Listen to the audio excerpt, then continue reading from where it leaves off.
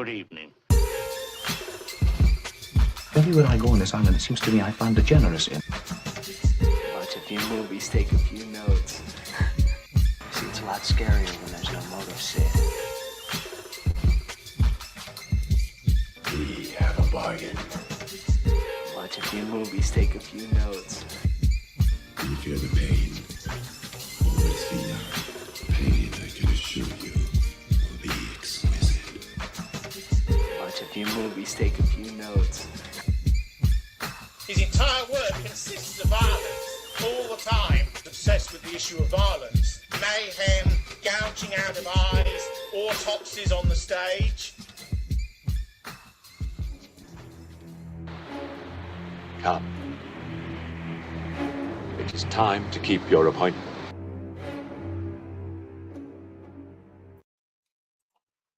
Good evening, everyone, and welcome to Double Feature Horror Show, episode 167. I am your host, Proper Horror Show, and I have just about recovered from an extremely busy Halloween. Of course, you'd expect that. It's kind of weird. What are we, 4 years into the channel? And that was the first time I ever did a proper Halloween special. You know, pushing the boat out, getting all these special events in line. But I hope you appreciated. I had some lovely feedback. If you haven't seen it, I put together a whole bunch of conversations with some of my favorite people talking about some excellent movies. Some people chose a film. Some of them I assigned a film to them because I thought they would do a good job with it. And we just had a good time. So go back into the channel, look at what I've been posting recently. You'll see a bunch of them. What's it, like 5, 6, 7 of them?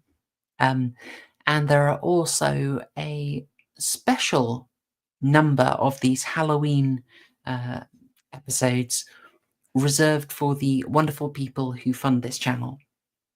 So that's my sneaky shill, just sliding in there in case you didn't notice. It was very subtle. It was a sneaky shill that if you join this channel as a member, either here or on Subscribestar, you can get extra exclusive content. Not just a Halloween series, of course, but you're going to get early access to a full audio commentary I did with Josh Firm of the Lotus Munchers.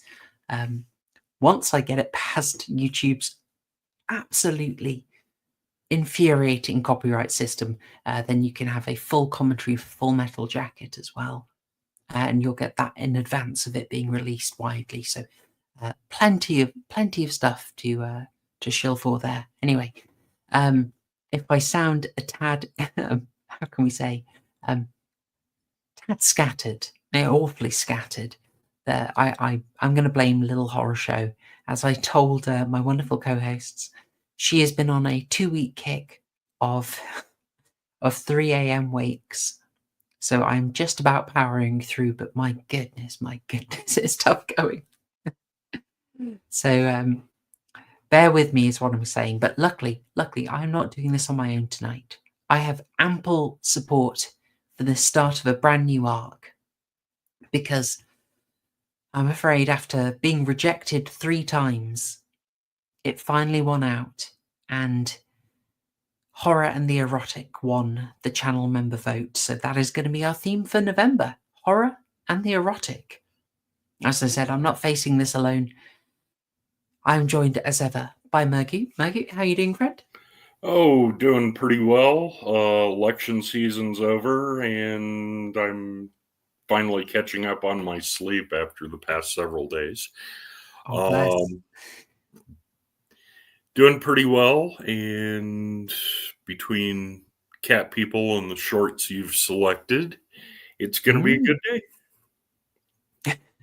I'm glad to hear that. I mean, I think we're all a bit trepidatious, but you know, in case anyone was worried or thought that voting for Horror and the Erotic would result in instant boobs, if you thought you were just going to rock up on day 1 of Horror and the Erotic and see some felching, not a chance. No. We're going back to 1942. You're going to have to wait. But first time I've probably said that specific word on the channel. So anyway, moving very swiftly on. He likes true crime and he cannot lie. You other brothers can't deny. It's TCG. Meow. Yeah, we're repping our local cats here. Yes. Yes. Say hello to Pepper Chat. Or Hello, Pepper. Pepper looks like a good girl. Anything but. Anything And but. She's a little nightmare. She's cute, but she's a little nightmare. That's how they win you over. Yeah, isn't it just? Oh, great. What's this mass creation broadcasts? Never. Pathetic. What's this? What have Turned we up, left a like, didn't watch the movie, and is leaving. Well, I don't even know what to. I don't know what to make of that, my friend. Thanks for the like, bro. Appreciate it, thank you. Yeah, so I Thanks. I feel like what we should be doing really for this stream as well is we should be dedicating it to George Galloway. Oh Lord, I'm not showing that clip. I'm not doing it. Those who know. Ugh. Oh dear. I'm glad I don't. It sounds like, You know, regardless of what you think his takes are politically, one thing that he does like is cats. So much so that you could probably call him a furry, but without the furry suit. Yeah, the slippery slope to furrydom in Parliament began with Galloway. Yep. No doubt. No doubt. All right. Well, as you also TCG, we haven't had you for a while, so it's. I just want to say, like, it is good to have you back. Yeah, no, it's really good. It's really good. Yeah, last week couldn't make it because I was working late, but I was also wrestling with this bloody cold/flu thing that's been going around. As I was saying backstage, it's still in my chest and in the nose, but I'm feeling good. I'm feeling good now. Feeling much better. I'm chuffed. Yeah, I mean, we really miss you on the quiz, but yeah, if you are absolutely out of it, that's the last thing you want to do. I was gutted about that. I was really gutted. Don't worry, we're doing a Christmas special. Absolutely guaranteed. We're just going to do another full stream that's just a horror quiz because that was too much fun. Good stuff. That's another thing, folks. If you haven't seen that, if there's one thing you watch from the Halloween special, go and watch the last week's live stream, which was just a quiz for the whole stream. It was good times. And congrats, Murgoot. Your team won by, I think, 3 points. Yeah, Wessel insists it was tied because, well, one of the clues was odd, but it was easy just because of the weirdness factor. YMCA. Yeah. Check if that makes no sense, chat. Go and check it out. Go check it out, as Jack Torrance would say. Right. I think we're under the weather or hugely sleep deprived. So what we'll do is get straight into things. As you can see, we'll do. I don't know if you guys want to shill. You're very welcome to shill. Otherwise, I'll just say that my wonderful co-host work is linked in the description, so you can find their Twitters and YouTubes. All I will say is I am trying to get a video out for the end of the month, end of this month. My boy of all people is actually really pressing me on it now. So last week I was just too dead to the world outside of work. But yeah, no, I need to pull my finger out and crack on with that because it has now been over a year since I actually uploaded a proper true crime video on the channel, which is not as long as I was hoping to leave it. So yeah, we need to crack on. Especially as GB, bless him, he keeps asking. He does keep asking when we'll be back. So very soon, mate. Very, very soon. And yes, he is pressuring me big time. He understands. Oh, bless. Yeah. Well, hopefully it'll be excellent when it does happen. I have no doubt. But I can absolutely, I can share the thumbnail if you like for the one. Oh yeah. Yeah, I'll do that. Well, not channel exclusive. I'll dig it up while you crack on. I tell you, just folks, if you don't know how, like, sometimes you're just trying to scrabble for time to put this stuff together. I have a video that I filmed 5 hours of footage for, and I filmed it back in September, and the script was written literally in, I think, May, 2023. So, sometimes it takes a while. Before TCG spoils us with a little preview, had a little super chat coming in. Hello, Patrick Batman, dropping £2 and asking, is this film about Nick Fuentes? Oh, I shouldn't say that name, should I? Is this film about a certain flamboyant Mexican and his followers? No, that's the second remake. This is the original, Patrick. No, we're classy on this channel, Patrick. We shan't be getting the black. Is it the black light? We shan't be getting a black light out. Oh boy! Oh, I've been shamed by waifu. I filmed it in August. God, it will come out, guys. But as you can imagine, 5 hours of footage, and because I couldn't, a sensible person would have seen what I need to cover and just put together a PowerPoint and worked through it. And I did not do that. And if you want an idea of what I've done, it's kind of like the Invasion of the Body Snatchers one, but far more elaborate unnecessarily. Anyway, thank you again, Patrick Batman. Very much appreciated kicking off the super chats, folks. If you're shy, if you're feeling a bit frigid, don't worry. You can drop a super chat as well. It's all very welcome. All right, I'm going to try and get that. Okay, good. Thank you, TCG. You're very welcome. I'm going to open this in a new tab because we're not going to do the rookie mistake. Yeah. We're not going to do a Poe and flash the DMs. Oh, no. Ooh, a little preview, folks. The Sneedton Strangler is going to be the subject. Yeah, I think it's. I want to say Sneedton. Sneinton. I feel like I'm going to make the same mistake that I did with my Ed Gein video. I kept calling him Ed Gain in the first. That was my first one. Definitely going to have to get the old pronunciation Google thingy bob up.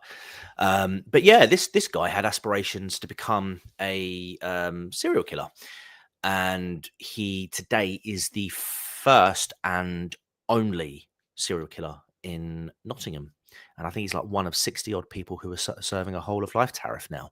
Oh, putting Nottingham on the map. Well done. Pretty much, yeah. Forget the fact that Nottingham Forest are third in the Premier League at the moment, so they're doing a good job putting themselves on the map. But before that, good old Mark Martin is his name. Decided that he would try and have a go himself. Good stuff. Well, I'll look forward to it. TCG. Let's go. We're fired up. We're motivated. All right, Mr. Motivated. I'm feeling trepidatious, but we're gonna edge closer to the topic. But I'll move us on to our shorts topic if you don't mind. Let's go. What if I do mind? Oh no, I hadn't thought of that. I'm too British. I'm just too British. If you're actually, we could do a crossword. Don't worry, I don't mind. Whee! Excellent. All right, folks. Well, just catching people up. If you've not seen this before, this is very long running. We did it for a while. We're now coming back to it. We're looking at horror shorts, a very promising vein of content, and I shouldn't say a promising vein, shouldn't I? Oh dear, the horror and erotic arc. I'm just watching my words. Everything. It all sounds a bit dodge. Yes. We had a number of these suggested by a very loyal viewer and generous donor, Patrick Batman. We're still kind of working through his list, but I've added a new one to it, partly because he was suggesting too many good ones. We needed some meh in there, which hopefully I provided. I won't see which one. Anyway, let's start with this, OnlyFans. Straight in there. Well, it fits it, doesn't it? Fits it. So this is OnlyFans. There's a link in a community post if you want to see it. But if you just look for OnlyFans short horror film, you will find this. Can I ask Murgoot to summarize this? Briefly, what happens in this? What's the back of the fag packet for this horror short? For anyone who didn't manage to watch it. We have a lady who is well behind on her bills and her creditors are calling. So she says, well, I have the account. I may as well use it. Logs into OnlyFans, gets one viewer, and he starts asking her, it's take off your glasses, put on lipstick, undo your hair. And then for progressively more money, he starts asking her to do things like chop off her hair, cry, or first it's cry for real, not fake cry. And she slams her hand in basically a door jamb. And then he has her chop off her hair. She does it because she needs that much money. And then she's like, well, if you go, I'm going to release your nudes. And she closes up and she starts getting texts from all of her friends that her nudes have been released. And to be fair, this guy did her a favor because one of the people who texted was the landlord saying, don't worry about the rent this month. Yeah, that was the driving motivation. You know, he saved exactly. Her. She's sitting there like, oh my God. I very much got Black Mirror vibes towards the end of that one. Did you? Yeah. Money, give me money. Yeah. Well, lots of money. Oh shit. I'm intrigued. Oh, absolutely, Mr. GB. Wholesome landlord. Exactly. This is based in Landlord Build. Exactly. Plot twist. The user 1234 was the landlord. Can I say massive wasted opportunity on only one viewer and the username? I know. Come on, that's not going to be like OF Sneed Groiper 148. Well, any random string of numbers. There isn't even a profile picture to go with it. Like, I mean, this is lazy. I mean, look, even we've got profile pictures. Come on, guys. It should have been like a Sneed Groiper or something. Exactly. It should have been Fic Nuentes 42069 with a cat. He wouldn't have done it with her. He would have done it with someone else of a different extraction. With a cat avatar. With human ears. Why no anime PFP? Come on. Exactly. I'm intrigued though as to why she already had an OF account. Like, was she subscribing to other people? Yeah, I don't know. Thematically, is the idea what this was trying to do was go as streamlined as possible, and very stylized. You know, basically she needs the money, she sets it up, she's like basically just opens the laptop and then has immediately got someone. I do not know. I didn't do any additional research, guys. I don't know if this is how OnlyFans actually works, but can you imagine the research? Proper Horror Show sets up an OF account just to see if it works, just see how quickly it takes to get viewers. Oh, that's right. God. You could do what BK did back in the day. He had an OF account. He did. That was a legendary move, wasn't it? Yeah. They had a lower was it a lower cut than YouTube? Yeah, I'm pretty sure, and I'm pretty sure he had it from before it became what it became. But if I remember correctly, he used to read like Bible passages there. Absolute Chad. Yeah, you could have done that. Now you could have sort of done quite a smart marketing ploy, and you could have come up with some like quirky sort of like flirtatious sort of like pull to get the viewers in, and then as soon as they're in, you're like, right, Genesis. Nice. I mean, look, this is going way, way back. Do you remember we had Shrouded on once, and I just did a whole stream where I was constantly making up fake OnlyFans ads, but they're Oh, all yeah. they're all puns, like OnlyFans for Mhm. like a Vietnamese social service, or OnlyFans where you could sign up to abuse people who enjoy Stuart Lee. It was Yep, just yep.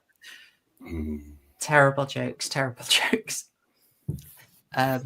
God, right. So for this one, what they've tried to do is streamline it, and I guess the idea is that what they're trying to convey is you get on this and it just escalates really, really quickly. It lures you in, escalates. but it Yeah. goes dark quick. I have to say this guy's got, you know, very little imagination. That's Yeah. what- very, very little imagination. Oh, cut your hair. Oh, all right then. It'll grow back. You know. Cry. Oh, Yeah, okay, fine. this was one that OnlyFans horror stories are so day to day anymore that this is just mundane. It's not even horror. It's like a PSA for why not use OnlyFans. GB. Damn, now I'm trying to come up with a game of Sargon into OF. Listen, Sargon of Akkad, the OV stands for OnlyFans. Oh dear. Sargon OnlyFans Akkad. Oh dear. Not What even things that Sargon man will do for fans. money. Just take a VPN sponsorship, Sargon. Come on. They did. They did back in the day. Oh, I know. Take another one. Oh, we should say, like, you know, obviously, your boy got monetized again. Yeah, I saw that. I noticed that. Carl of Swindon, well done, lad. Yeah. Yeah, he can get super chats, but all of his videos are still yellowed out. Yeah, yeah. I mean, doesn't it feel like 2016 again, guys? Doesn't Just it a feel bit. like that? You know. But hopefully, with lessons learned this time. Oh gosh, guys, I feel like just to move past this short. What shall we just do a quick summary of it? Where we felt it, how we'd score it.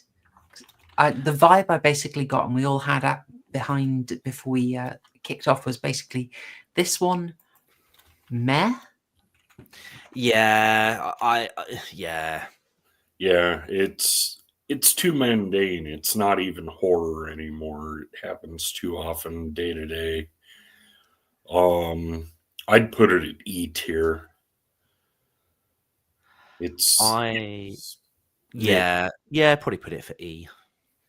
Sort of it's promising content, and they didn't really do anything with the idea. I know the guy went and made about 2 or 3 more of these. He did, yes. Hopefully he found somewhere to go, but I'll be honest, this stuff it's oh god, we're never going to get monetized for this arc, but so I might as well say this. Just I have seen stories from like a decade ago of girls who are trying to do this sort of thing on the chans, and they had was a story. Someone was known for putting her iPhone in an interesting place,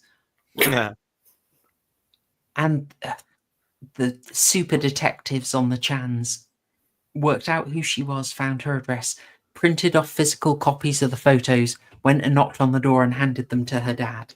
Oh my god! I thought you were going to say they found her mobile number and started ringing it. That's a bit Ali G, isn't it? Yeah. Put it on vibrate, finish yourself off. Yeah. Somehow we always come back to Ali G in the house when you're on TCG. Yeah. Oh my god. I mean, he's gone for an E. Are you going to fight an E, TCG? I'm not. No. Like I say, I think it lacked imagination. I mean, the fact that she's only got one viewer, I find is very unbelievable. Normally, when we find semi-attractive women on these platforms, it seems to be a get-rich-quick cheat code. I mean, she was getting rich quick, don't get me wrong, but there would have been, I can imagine that there would have been plenty of people tuning in to watch her do such kinky things like cut her hair and cry a bit. Yeah, I mean, just even in the context of the story, like you've already got one guy who's given the cash, why not stick around for a while, you know? And anyway, yeah, just did not reach where it could have. So, how about a follow up? What we found out there about two chaps who are out hiking, and they find an old chap, injured, dying, with a box of tapes. They bring it back to their friends, who is about the only guy they know with the equipment to actually show those tapes, and see some kind of disturbing footage. Promising premise. Did this do better than OnlyFans for you guys? Yeah, it did a bit better. There was one little minor thing. So I'm assuming we can give away the plot twist. Oh, of course. Yeah. Okay. So the old man they found out in the forest turned out to be the future version of one of their friend who isn't in this picture here. But it turned out that he was like after they watched the videos, they're like, oh my God, this guy's some sort of serial killer. Oh my God, it's terrible. Blah, blah. We need to go to the police. But it's a trap, basically. The guy from the future comes back into the past, tortures, well, I say tortures, but he beats down and like wears down his past self, essentially to coerce these two guys to come to the cabin where the older version could then murder these two, which they have already witnessed in the tapes. Which, okay, interesting premise, but the younger guy seems to be very, very distraught about it. And so it kind of like makes me wonder, okay, so what it would have been interesting to see how he got from like, oh no, I didn't want to do this, to okay, I'm definitely going to do this, and I'm going to go back in time and do it all over again, create almost like not even a grandfather paradox, but but also another thing as well, I think they mentioned that the killing started in the 90s, so the only thing I can think that would sort of tie that hole, or close that plot hole, would be that the guy traveled further back into time to start the killings, because his younger self looks too young to have started doing that in the early 90s. I mean, he would be barely been out of nappies or out of his dad's, pocket. So yeah, he must have gone back to the 90s, started doing all the murder, and then like either waited until current year, or maybe hop back in his time machine and went into, I don't know, but that's the only thing I can think of. But then, like, why? I don't know. But yeah. You'll excuse me, I've got to check on something. I will give you my rating as a C, and I'll be right back. No worries, Murgoot. It's a shame he's leaving, because he had an amazing summary of this. He had this great turn of phrase. He said, it's kind of like a campfire story. Yeah. Like, it's good, it's effective. Ooh, that is a heck of a twist. Yeah. But if you could hang around for just like one more minute, you just have these questions that make you think, oh, hang on, does that work? Does that make sense? What? Yeah, I just didn't see the point of going all the way back to the 90s, unless there, again, like this is the thing with these horror shorts. You have to rush to get to the end, so it doesn't drag out for too long. But yeah, I mean, it was definitely better than the OF one, without doubt. And yeah, it could have been maybe just polished up slightly more. But yeah, I'd probably say a C is a fair rating for it. Okay. Yeah. For the positives, visually really good. They did 3 different media for this, so the kind you're seeing here, the old VHS tapes, and just the sort of selfie style. That worked really well. Looked good. It's quite limited. Doesn't stand up to much scrutiny, so I feel we're being quite generous with the C, but it's very competent. I don't regret watching it, put it that way. But it's not one that I would say is the kind of thing I'd use to totally defend the shorts genre. So with that said, we move to the final one. Hopefully TCG, hopefully Murgoot ends up back in time. TCG, can I ask you to describe what the heck we saw in this? What is this creation? This was like a very short episode of Alien. Like, the only way I could describe it. It was like Alien crossed with The Thing. Yeah, from what I could gather, they were on a like remote sort of station.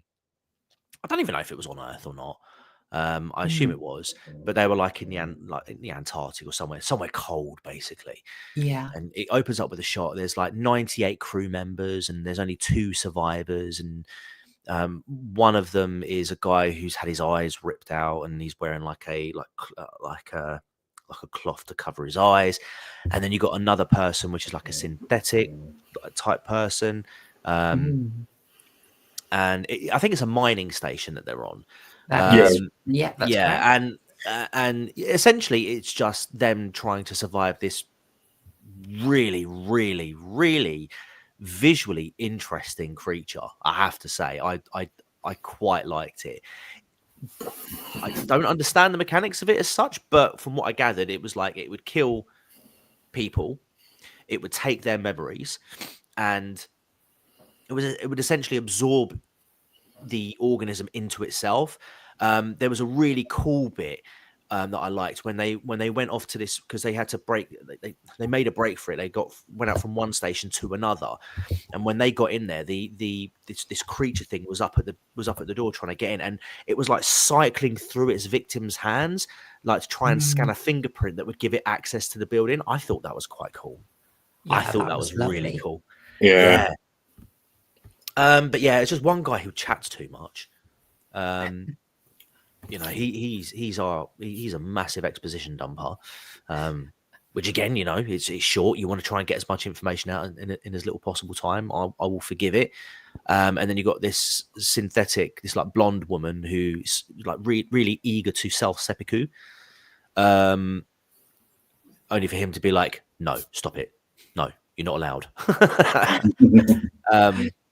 Yeah, he ends up sacrificing himself, and she gets away through a lift. Yeah, and I feel like it. I don't know if there was like a second part to this. I think it was part of a series, because it did sort of say episode 1. My understanding is, so this might make a bit more sense. This was a short developed by Oats Studio, and Oats is very professional. They've ended up making actual movies. One of the recent ones was Demonic.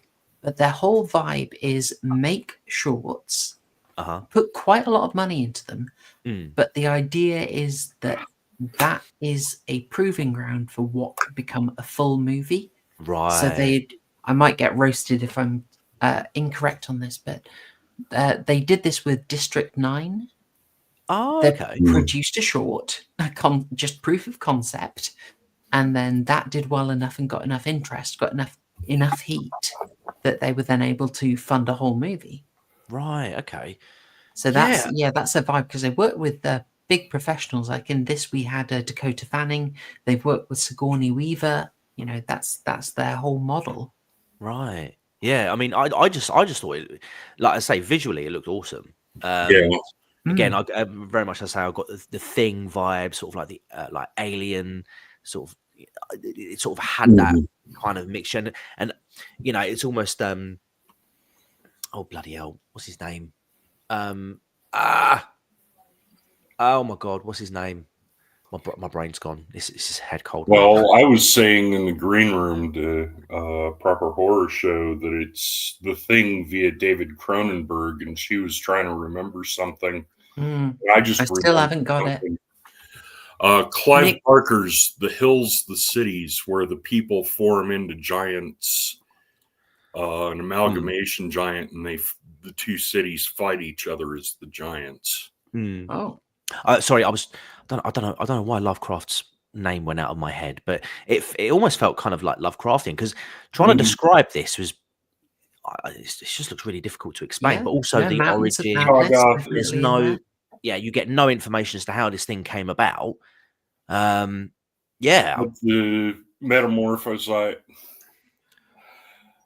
Yeah, yeah, The yeah. ever-changing Shoggoth from Lovecraft's At the Mountains of Madness, which I wish Del Toro would be able to make, but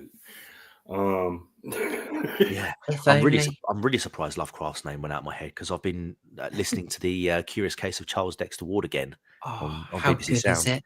It's really You good. know, there's a 4th season of that now. Right, yes, Yeah. I do actually, yeah, because I think I got about halfway through the 3rd season and then I don't know why I stopped, but yeah, I'm about to get onto the last episode of season 1. Nice.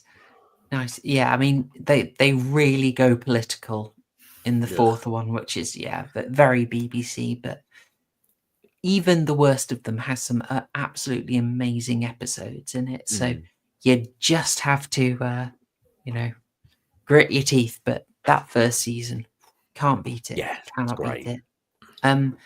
As for this, very memorable, very unlike any of the other ones we've watched. You know, the Alter series that they produced, they've got a little bit of budget to them, but nothing as professional looking as this.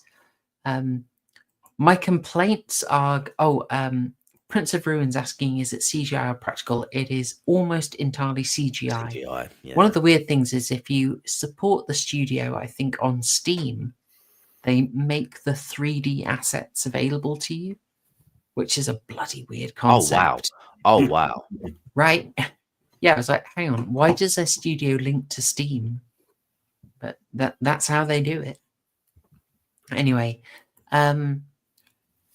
yeah, I mean, I love this. That it had some twists and turns. It's a little, how can I say? It's got one of those low budget tells in that there's just a little too much dialogue. But they work with the resources that they have very well. You don't really notice them reusing sets too much. The monster looks absolutely amazing. It's very clearly a world that they could expand, and there's some nice twists in there. I mean, I sort of don't want to spoil it, but there's a twist about one of the characters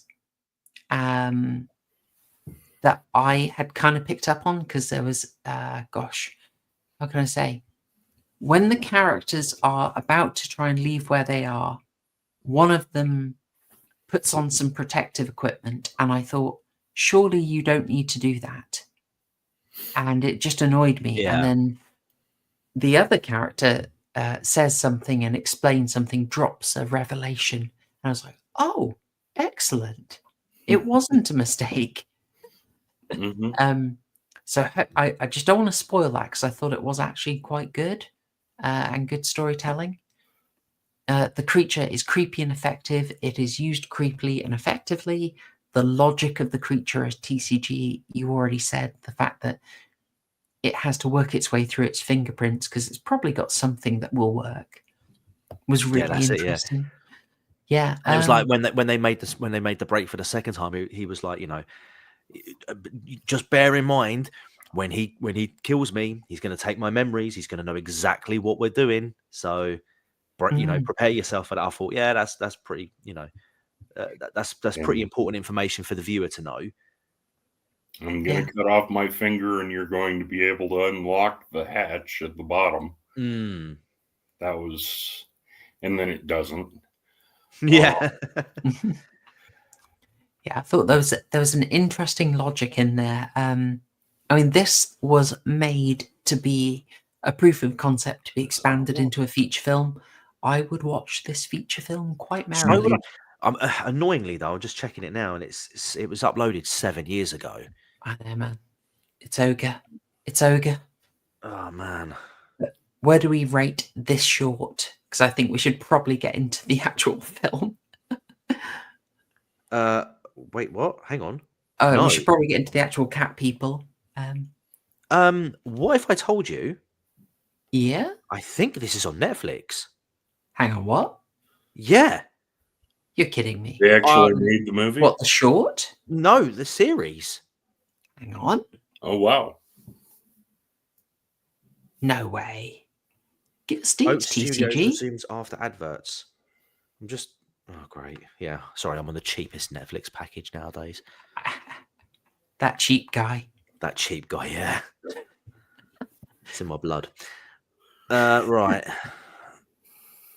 All right, you look that up. We'll do some scoring for this. I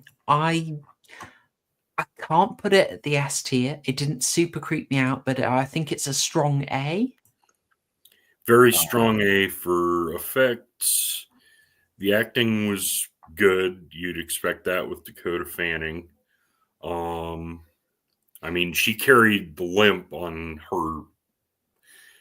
the same leg the entire way through. I was half expecting a change of the limp on accident.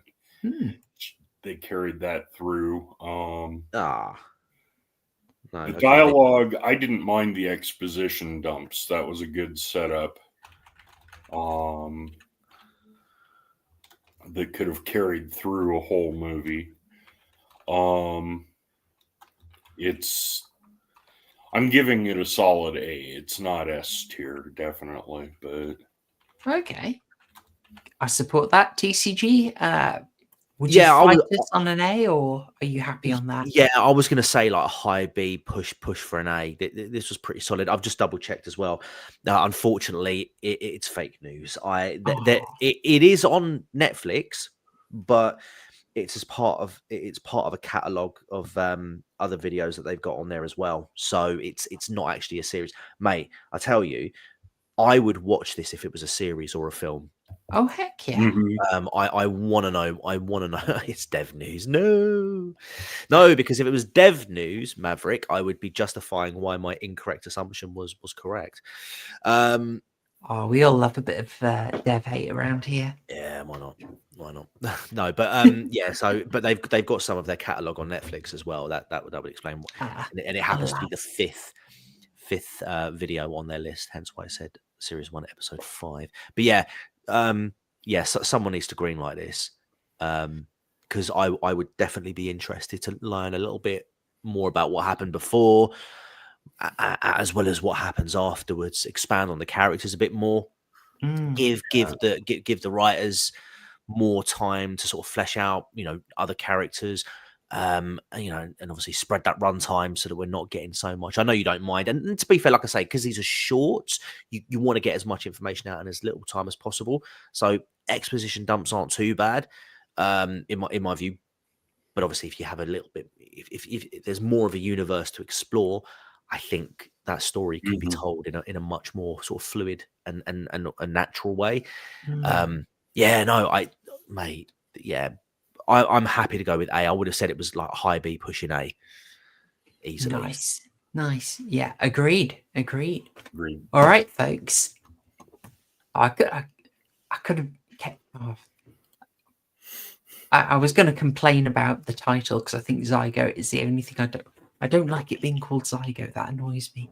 Why? Needs a different title, but I won't, because we're coming up on 45 minutes into the stream. We should probably talk about the actual title, the subject matter.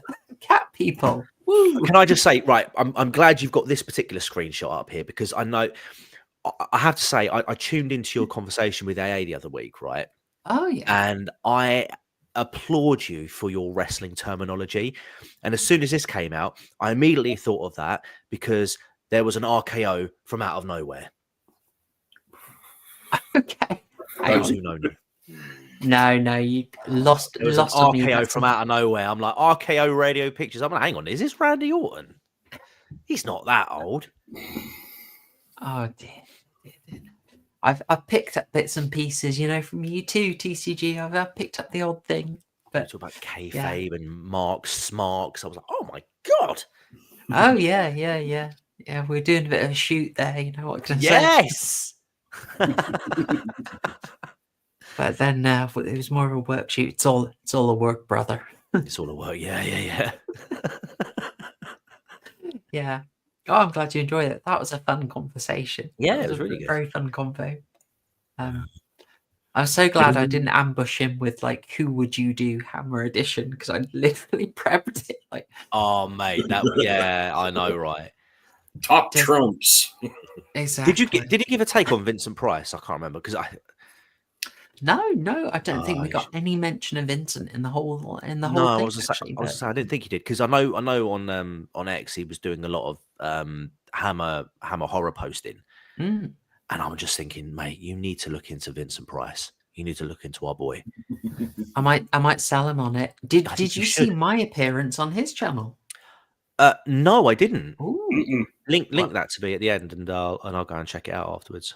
I will indeed. I'll tell anyone listening who's interested because I don't know if I promoted it on mine, but yeah, he did a top 10 essential Hammer list, and I submitted my own top 10. He did his top 10, and there was a little bit of a discussion about it. So that was good fun, very good fun. So yeah, you can watch my little section on Academic Agent's channel on that video if you want to see my top 10 recommended hammers. Boom. Yeah, do it. Including a sneak. I snuck in a bit of the old British censoring as well. Had to do it. All right. But we are here tonight, ladies and gentlemen, for Cat People. 1942. This is going quite back, but my intention to do that is not just to slowly tease everyone as we get into this topic, but more to give you an idea of how intricately linked horror and the erotic is, that these things which you would think would go far apart, you wouldn't want them near each other. I want you to get the idea of just how far back the association goes. And I thought going for a film from 1942 was probably a fair way to do that. Something where the idea of a temptation towards something would carry a horrific connotation. The appeal of this might seem like you want it, but if you go for it, it will tear you apart, Lisa. You know, that sort of vibe. This has been well explored and is in there from the start. In the course of this series, we're almost going to have a problem, frankly. We have covered a lot of the things that would be really easy to cover as from the horror and the erotic angle. You know, The Wicker Man, we've covered it. Hammer Horror, we have covered it. And that goes deeply into the erotic. So what I'm going to be trying to do is pick out new stuff for you. I will mention it if I need to, but I'll try and get you some new stuff without going over old ground too much. This film has a bit of a reputation. Stephen King writes about it in his book, oh crikey, what's it called? Danse Macabre. And he was quite dismissive of it. He had said basically it didn't hold up at all, that some of the effects didn't hold up. And I thought Some of the effects. There's no bloody effects in it. Well, yeah, that's what I thought. There's the dream effect, and That's just a cartoon overlay. He specifically talked about the section where the character Alice is being stalked in Central Park. Right. And he pointed out, the background doesn't look real. Oh my god, it's the 1940s, man. Like none of the backgrounds look real. Like, what are you talking about? It's an RKO soundstage. It's fine. This was. Sorry, you say Stephen King? Mm-hmm. Mate, okay, yeah, it's starting to make sense. The hot takes aren't just for X. I see. I mean, no. The man who said Stanley Kubrick did a terrible job. I don't know, bro. Yeah, why are we surprised by the tweets? Why are we surprised? I'm sorry. I'm not going to take the opinions of a man who thought it would be appropriate to write in a specific scene in it involving, you know. Yes, exactly. When his best work was done on cocaine and vodka. I'll tell you what, yeah. It didn't look like Jurassic Park, said Stephen King. Oh, mate, right, okay, whatever. Yeah. Shit, shocking. This is a film written long before you could Hammer style just whip out the boobs. This had to be a fair bit more subtle, use a lot of insinuation. Well, the bathtub scene and the pool scene were for the day. Very, very, I won't say shocking, but very, very titillating. Oh Yeah. yes, let me get you that swimming suit. I'm not Yeah, putting it on. No, you have to be a member on Subscribestar or here on YouTube for that. No, Right. offense. Okay. But no, Yeah. No, I'll leave that. I'll leave that to my OnlyFans. yeah. Yeah, I thought this swimsuit, was quite noticeable. Yeah. I mean, it's got nipples. It's a seam, pointy. isn't it? It's a pointy. seam. Yeah. I mean, yeah. I don't know whether this was. I mean, I'm sorry, but the guy, what was his name? Oliver. Oh, I never remember character names. Maybe Oliver. Oliver. Tell you what, let me get those names. Oliver Reed. Yeah. Yes, he, Oliver. How could I forget that that guy's name is literally bloody Oliver Reed? Yeah, I know. I thought that. Oh, yeah, dear. yeah. Before we go into the analysis proper, did you want to go over the plot line first? Before Nope. you do, before you even do that, well, there you go. I was gonna hoping say, someone else would do it. Well, I mean, this film is about a man who basically speeds runs into a sexless marriage, and then decides, nah, I'll just go with the reception. I'll go with the office receptionist instead. And then one He was woman a turns into drafting a total assistant. cat about it. Yeah. All right, we probably should go over a basic overview of the plot. This is what would be on the back of the VHS, folks. But in short, in New York, oh god, this is terrible. Slovakian, Serbian. no, Czech, Serbian. Terrible. I will tell you what. Let's get them up here. A Serbian, Irina Dubrovna, is at the zoo sketching a panther, and she meets our boy Oliver Reed, an architect. And there's a bit of a meet cute, and he rather swiftly asks to get to meet her, go back for tea, and she very swiftly invites him in.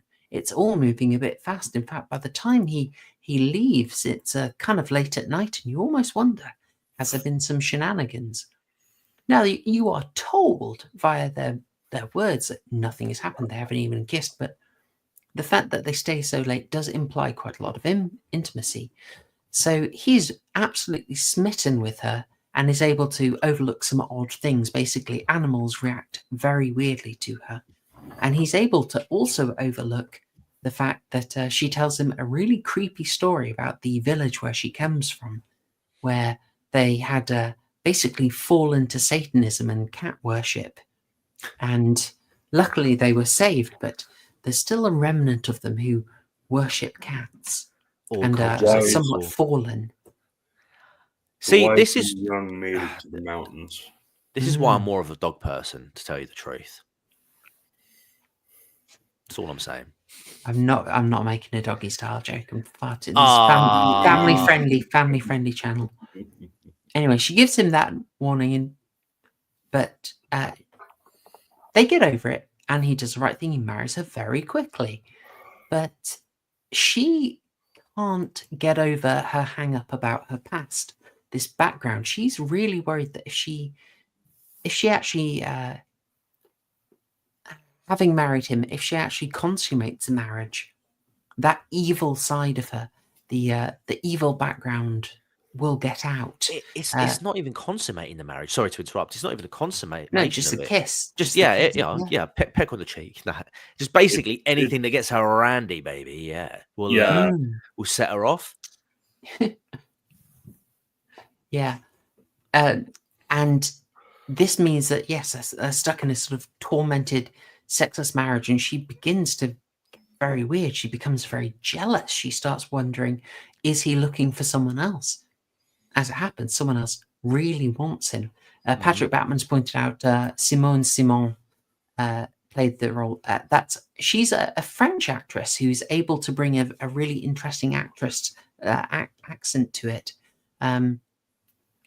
She's sort of not just French. There's a sort of an interesting parallel she's got Jewish ancestry, like further Eastern European ancestry as well. So I think she's able to bring a real sort of, I guess you would say, old world vibe.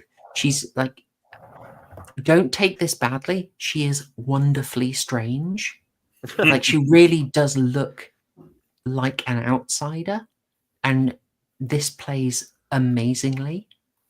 Like, she's just, it really works, that strange energy, strange appearance, and strange energy she brings to the performance. It works so well. I absolutely loved her in this. It would have been quite cool if she brought that Jewish energy into the film, because she could have been like, "Oh, guys, no, don't, you Oh, can't give me all the Jesus. lips. Jesus. Mom, I'll get cold sores and you'll get them too. Oh no. And I can do this because my grandparents were Jewish. Okay, I know, you've got the heritage. You can, I have the J card. You don't. So you can ha ha ha. just, TCG, just remember to carry that J card and present it when ordered to, or there'll be trouble again.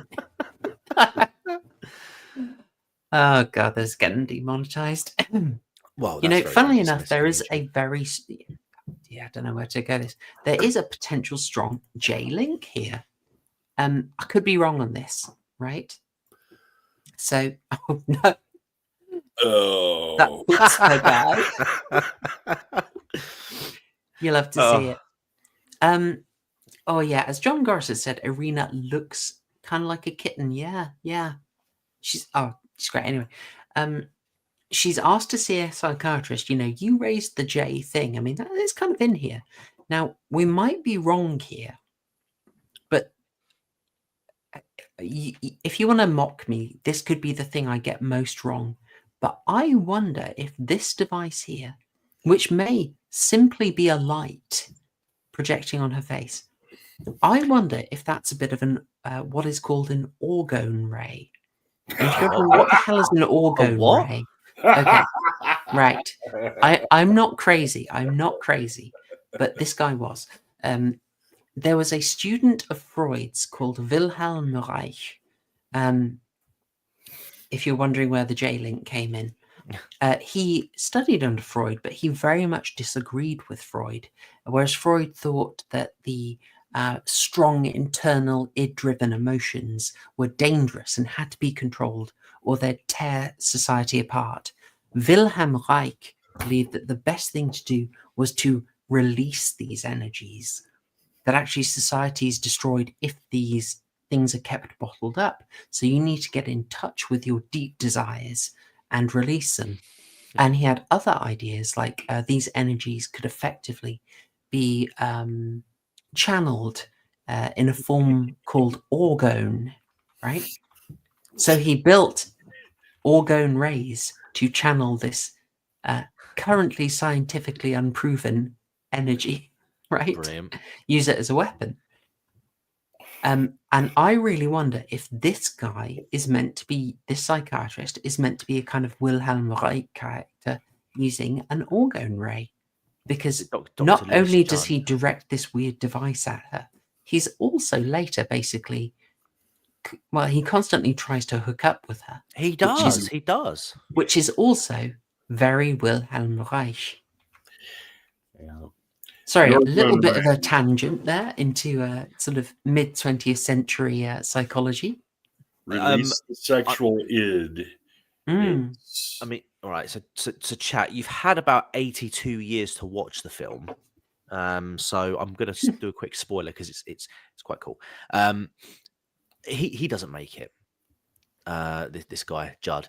However, there is a film called The Seventh Victim, which was like it was described by on Wiki when I was looking it up as an unacknowledged spin-off of Cat People of this film. And Tom Conway, who plays Dr. Lewis Judd in this film, plays a character called Dr. Judd in The Seventh Victim, and he even acknowledges that he once knew a mysterious woman who was a raving lunatic, which is quite funny because it's like creating that link, that narrative link. But also, you kind of have to wonder, like, okay, you do realize that he died in the original. We got a bit of a bit of a hole to fill in there. We'll just say he survived. We'll say somehow Dr. Lewis Judd returned.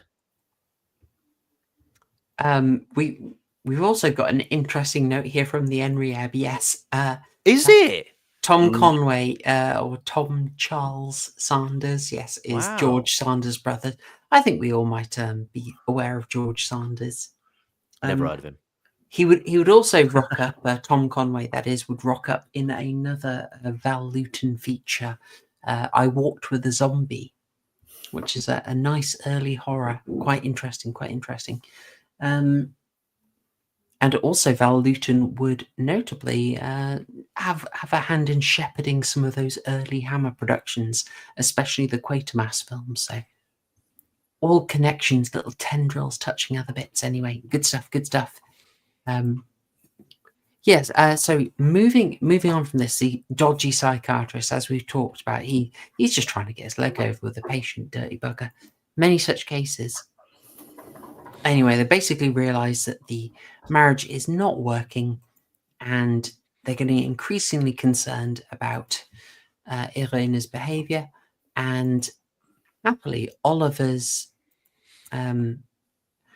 I just checked the name because I forgot the character name, because I always forget the character name. Yes.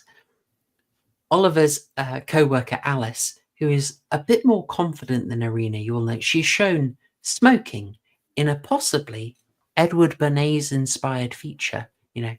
Show the women smoking, show how empowered they are.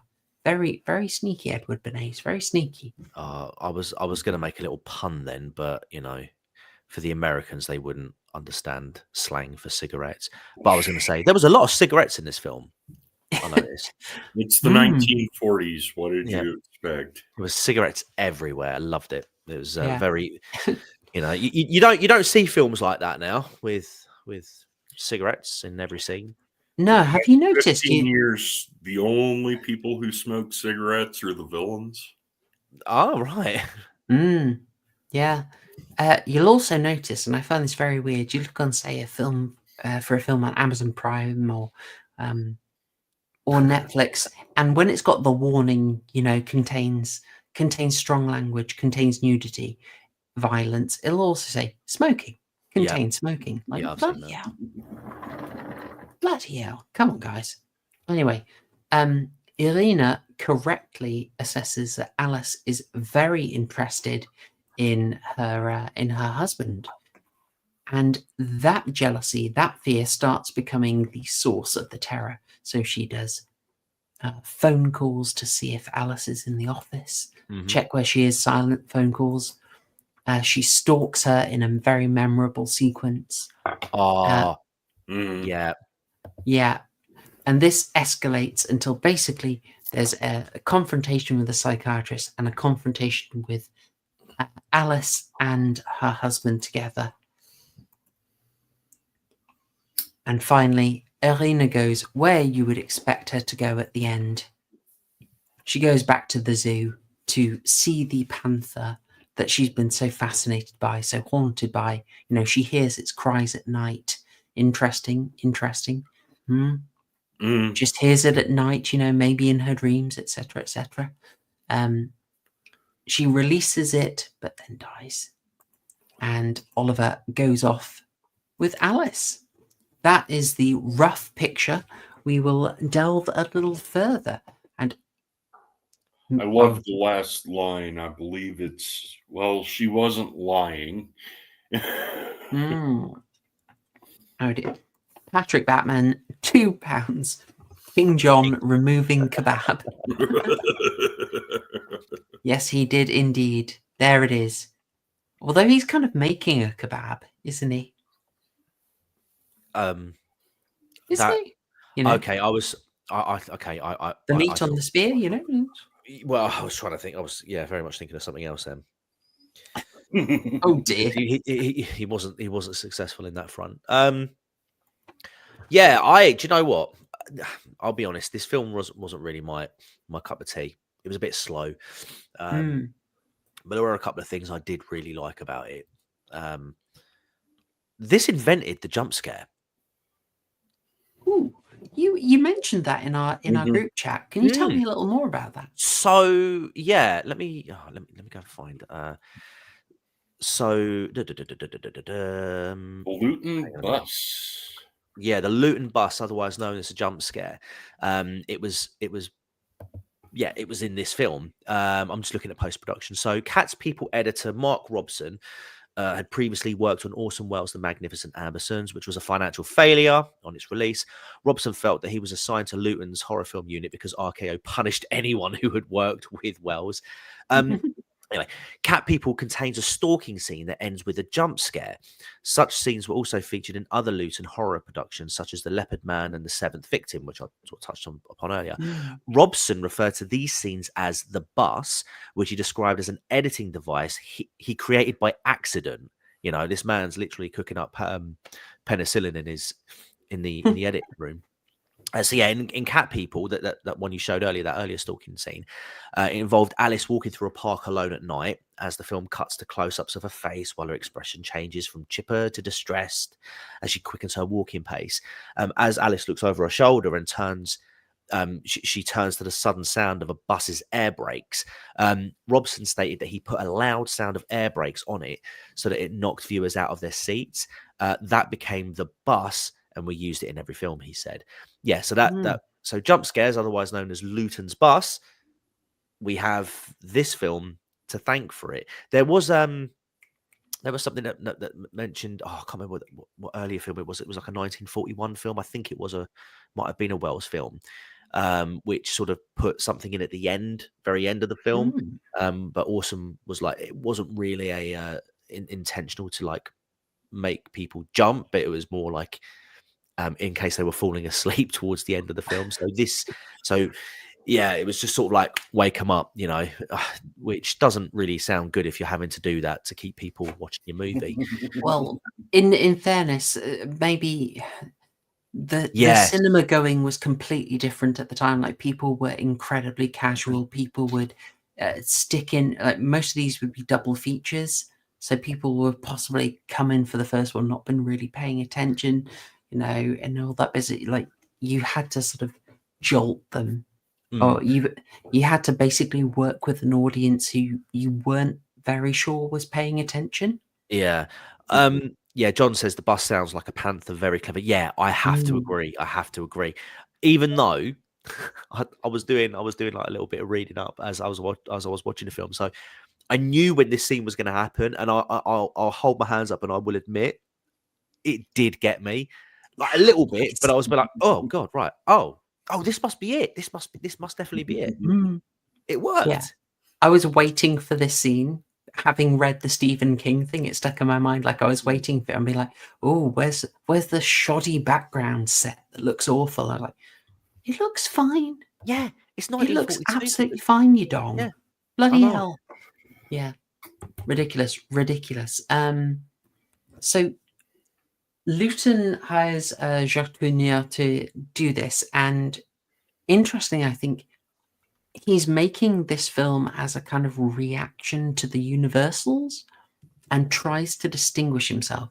So he wants to he needs to do a horror movie. He's got the money for a horror movie, but he doesn't want to do things that have been done already. He doesn't want to do werewolves. And from trying to avoid that, he comes onto this idea, a werecat. And how does he distinguish himself? We'll have not a male werewolf, we'll have a female, and we'll make it a werecat, and we'll just try and go for a more female expression instead of a male rage. We're going to have a female form of monstrousness, which is going to be jealousy. And it's in trying to distinguish himself to an existing genre piece that Luton and Tourneur end up on something really interesting and sort of lead us into this erotic angle where this film is about desire being suppressed and redirected and going into unhealthy places. You know, there's really lovely stuff, like as well as effective scares. I thought the build up to the jump scare sequence was really nice. We knew what was at play. We were kept in the dark. The use of going, actually, let's get that picture up on again, just because it's it's a lovely little picture. Yeah, just while you're bringing that up, I There just we want to go. compliment the film as well in the costume, like the costume design as well. In particular for Irina, as the film progresses, like she goes from like this sort of like normal, sort of what you would expect, like typical 1940s gear. But then as the film progresses, her attire gradually gets darker and darker and darker until it's Yes. eventually all completely black. So the transformation isn't just in like the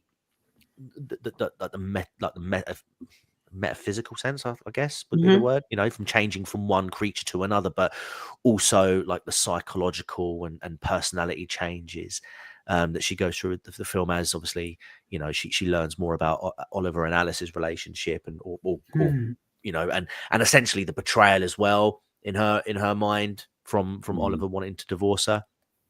Yeah. No, you're right. She does embody it. I mean, the psychology of this is genuinely well considered.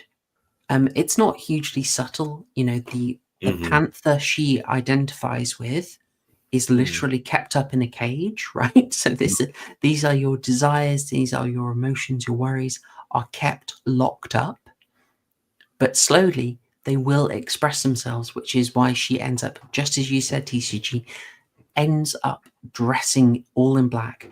From after she sees the psychologist, her shadow is displayed extremely prominently. And like that is the idea of the literally the shadow self is coming out. Like that is really expressly on her. You're not meant to see much of the panther because it is meant to work in the shadows. Yeah.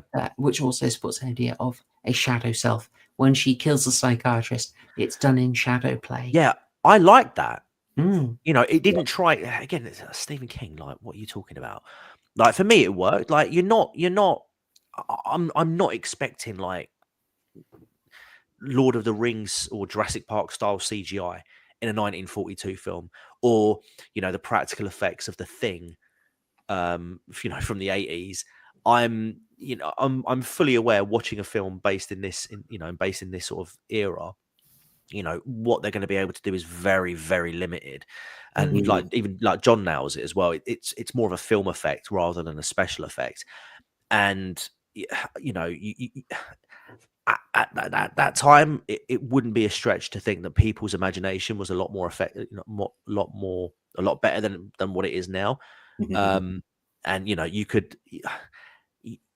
Your imagination does a lot of the heavy lifting, but it's effective. It's effective, rather than try and do something revolutionary where the technology or the effects just aren't there.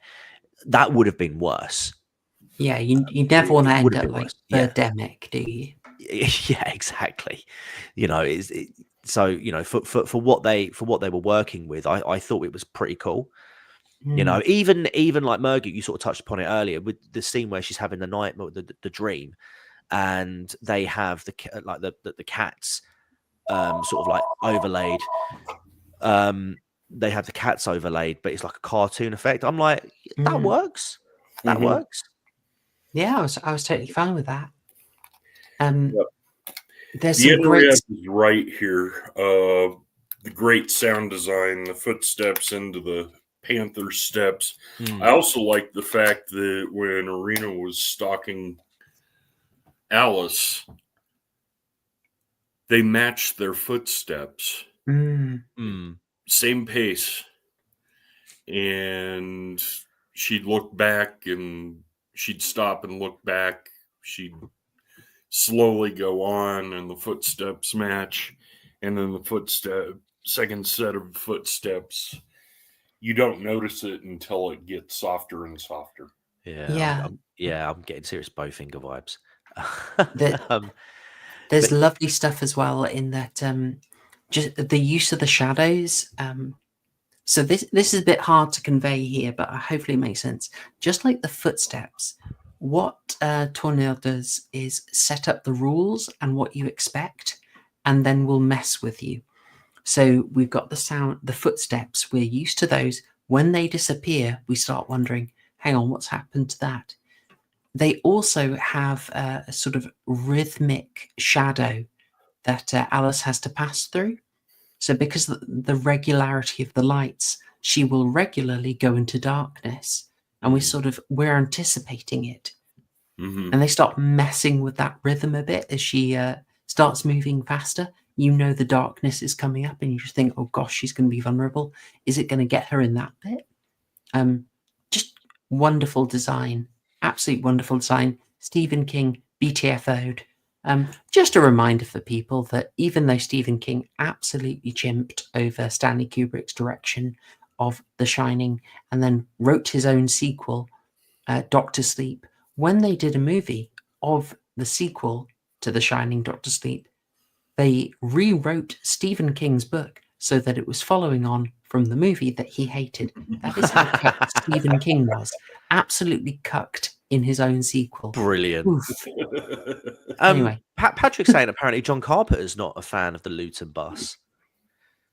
Oh, I have not watched that episode, Patrick. I watched the Hammer Horror and Amicus one, but I haven't watched the... I assume, would that be part one? Yeah, that'd be the part one, I guess. I mean, I get that people... I get that things like jump scares these days are, a played out thing. I mean, was it Drag Me to Hell? Just as one massive glaring example. But I think, when you see the original, or what I believe to be the original, it worked. It was really effective because you get that tension. That is a proper tension and build up in that stalking scene, and you think just at any moment, like Irina's going to strike, and then blending the panther sound and the bus sounds together, and then that close up of the bus, just sort of like out of nowhere, that instant shot. It was like, it's good. It was good. Yeah, it's a tension relief. What do you? It's good. It's not overdone. I think we'd also say in terms of not showing the panther, which is what a fair people in chat are talking about. Yes, the studio did force them to show the panther in the confrontation in the architect's office, which is a tad disappointing. You don't see all that much of it, but yes, it's more than we wanted. I did feel that would be... We got a far better version of just not showing it when it came to the haunting later. But I think this set the idea that it's way better not to show it and to just hint at it like it did in the swimming pool scene, which I thought was absolutely wonderful. There's obviously a little bit of light and shadow play to really make you think, is something being shown there? But they had a really good restraint. And then the closest you get to a payoff in that scene is you do actually see Irina, and she does this really sort of bitchy charm, sort of subtly implying, and then you just find out that Alice's dressing gown has been torn apart. Yeah. A lovely, lovely payoff. Lovely payoff. Yeah, that. Although the museum scene was a bit weird, I didn't. Sorry, help me out with that. The museum scene. So it was just before. It was just before this. So they go to a museum, and you've got Oliver and Alice like looking at this like old boat, and then Oliver's basically like, "Oh yeah, go on, Irina, you can go off for a little bit. We don't want you to get bored. I'm going to stick around with Alice." It's like. Sus. Yeah. Like major. Yeah, it just felt really sort of like not out of place, but it just felt very like overt, like very blatant. Like if you didn't get if you couldn't understand what was going on at that point, then poor you. But yeah, I think the sort of the development of the relationship between Oliver and Alice could have been a bit more subtle in terms of its build up. But at that point it was kind of like, by the time you get to the museum scene and he's just like, jog on, love, I'm going to stick around with this other attractive woman. Very, very on the nose. Yeah. Can I go back a bit, TCG? I just want to ask, because when you'd said that you felt it was a bit slow, I was interested in sort of when it lost you. If you were sort of in from the start, and then there was a bit where you sort of turned off, or did you sort of feel quite early on that this isn't moving the way I wanted? Yeah, maybe slow perhaps wasn't the right way of saying framing it, because like I say, I mean, towards the end of the film, I mean, it did sort of pick up pace. That's where I felt like again from that bus scene, really, I think is when it started to pick up for me. But it was just, I think we got it. Like, she can't hook up, very much like Angel can't do anything. You can't have a true moment of happiness.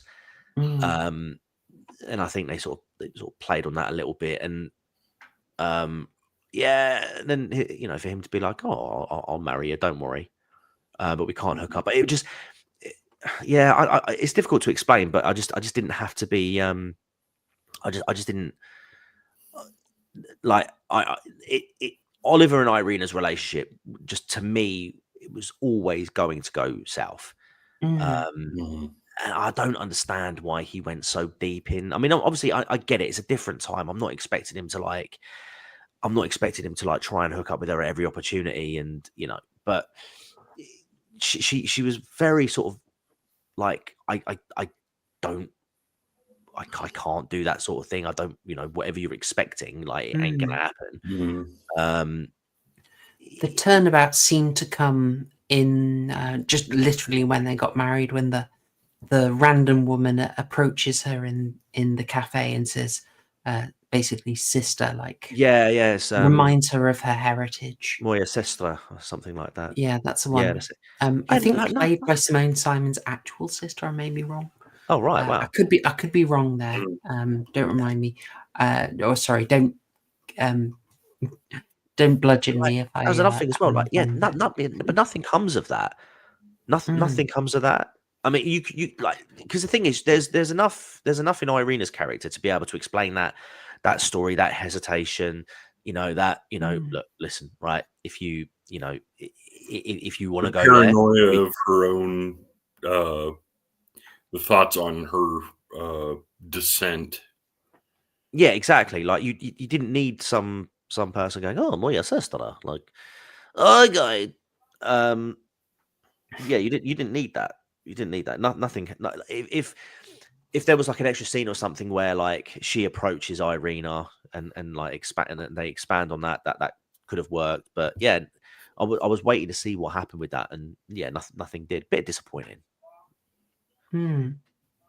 That's fair enough. I think I would agree with you. As an inciting incident, it's not quite work. It doesn't quite work. Like, she was confident, she was worried about it, but she had this, she was shown early on. Where is it? The King John statue literally comes between them, right? Not subtle.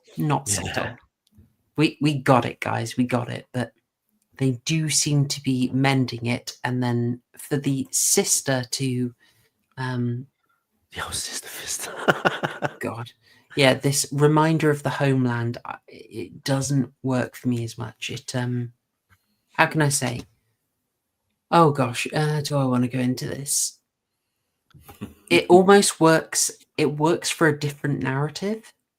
If it's a narrative more about her as a foreigner, like trying to marry into a Gentile company, it kind of works. Yeah. And it would work with some of the people making it. Certainly Simone Simon had that background, but it doesn't fit the main narrative we're shown, Yeah. Sorry, I just think we needed a better reason for her confidence to be shaken. Yeah, no, definitely.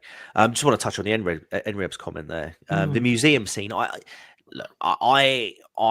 would argue that it would probably have been more effective had Oliver and Alice had been at work.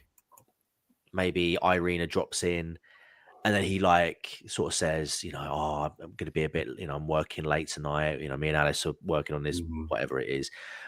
Go home now. We'll meet up later." Something like that. It would have been more subtle, because we would have had to build up, and maybe just sort of have a small build up before of the romance building there, and obviously it's interrupted by Irina. She might see it, It's unsure, but the suspicion's there. Like I say, just the museum, and they're like, yeah. You go to the souvenir shop, love. Well, you don't want to afford it. Yeah. Can I suggest a fix that might do that? Go for And it. possibly you're going to say, Chloe, you're a derper. You weren't paying attention. But you got the office set, which is really quite nice. Mm-hmm. We've already got a cat in the office set. Is that the kitten that he intended to give Arena? Different cat. Yeah. Well, frankly, it should be. It should be. If the kitten rejects her, he should have taken it back and just as a friendly gesture, with some subconscious influence, should have given it to Alice.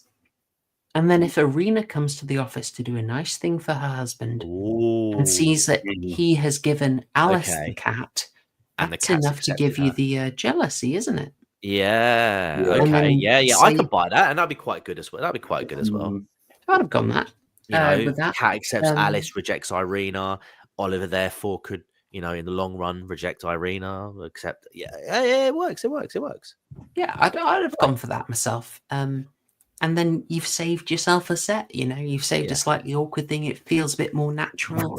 And as the NREAB does make an interesting point here, this was shot on a really low budget. Val Luton was used to very low budgets. That's why he ended up working with Hammer. Did you say where was this film set? 'Cause you mentioned Central Park. Was this supposed to be set in New York? Yes. Oh, okay, right. Okay, you could tell how much things have changed over the years because the pet shop had monkeys in it. Oh, I've got a clip. Nowadays, you can't even have a squirrel or a raccoon in New York. Oh, can we have an F in the chat for our sweet boy Peanut and Fred? Rest in peace, Peanut. Or was it Frank? Fred. No, Fred. Fred. F's in the chat, boys. F's in the chat. I've got that on screen actually. We do need to talk about this. I think you might call me an absolute whoopsie, but something that really, really stood out to me in this was animal welfare. Like this was a real. Oh god, that was 1940s moment. Like, I mean. Did they actually run over the panther? Horror Show? Is that what you're worried about? No, but I just think they showed us the actual animal enclosures because, holy crap, that is not sufficient for a panther. Like that panther does not have a big enough cage. It doesn't have a big enough enrichment. That only really started changing in the 70s. Yeah, I'm afraid that was a bit of nightmare fuel for me because ugh, you poor panther in the rage cage. That poor lad had nowhere near enough space and that freaked me out. And the animals in the shop as well is I know they're meant to only be there temporarily until they're taken to a much larger home, but I was like, oof, I'm very glad we have upgraded our standards here in the West. I'll tell you another weird one. I went on holiday in September. And we stayed in, you rent a cottage, and I always go through the bookshelves, right? And this place was weird. The person had clearly a big fascination in Japan and China, and had these weird books. But they also had some book, literally a book by John Dee. True story. Dr. John Dee, magician. Yeah, Magus of Spy for Wolsey and Queen Elizabeth I. Yes, literally 17th century magical mystical book. Weird as hell. But they also had a book on pet ownership from the 1950s. Just randomly there, a small cheap paperback about pets you could own. And we're like, oh, look through this. And it's you could get a bush baby. You could get a small monkey. Just easy. It's what the hell? What the heck? And it just really laid out how our thinking has changed. Monkeys may be a small handful. So maybe build up with a sugar glider or something. Like, oh dearie me. Anyway, I couldn't help but think of that when we saw this stuff. Yeah, it is I've wild derailed how with my animal no. activism. To be fair, but again, like it shows you sort of like how things have changed over the years. I mean, even when you think of like I wouldn't even say recent films, but sort of semi-recent, 40 odd years, like Friday the 13th, that part 1 where they lop off the head of a snake, like, and that's a real one. You know, they wouldn't do that nowadays. No, Unless I'm absolutely, and terribly that's mistaken. no. I always sort of like grit my teeth when I see that. Like or like there's a chicken killed on screen in Babel as well, which was much Right. more recent. Mm-hmm. I mean, I Wow. try and remind myself. You see something like that, and it's you can cry of that, but you can guarantee they had wings on set one day. So Yeah. John Waters makes the point that the chicken he killed in was it Dirty People, Dirty Habits? Do you know the Right. one? No. Anyway, No. one of his early ones. People are getting busy in a chicken shed. They grab a chicken, they kill a chicken. They A choke guy the does chicken. a thing to a chicken. No. This sounds very Eton initiation. Yeah, Right now. it's very Bullingdon Club, right?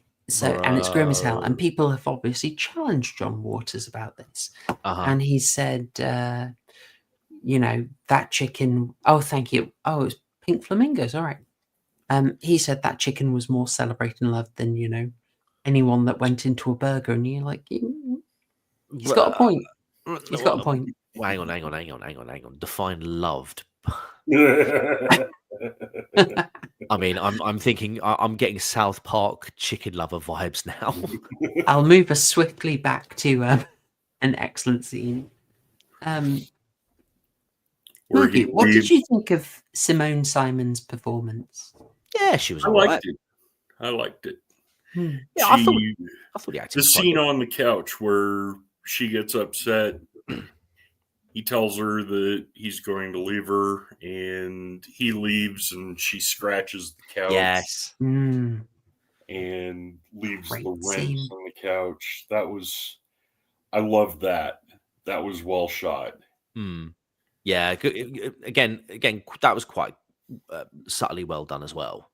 Like, there's no indication that she's dehumanizing, but just that little action.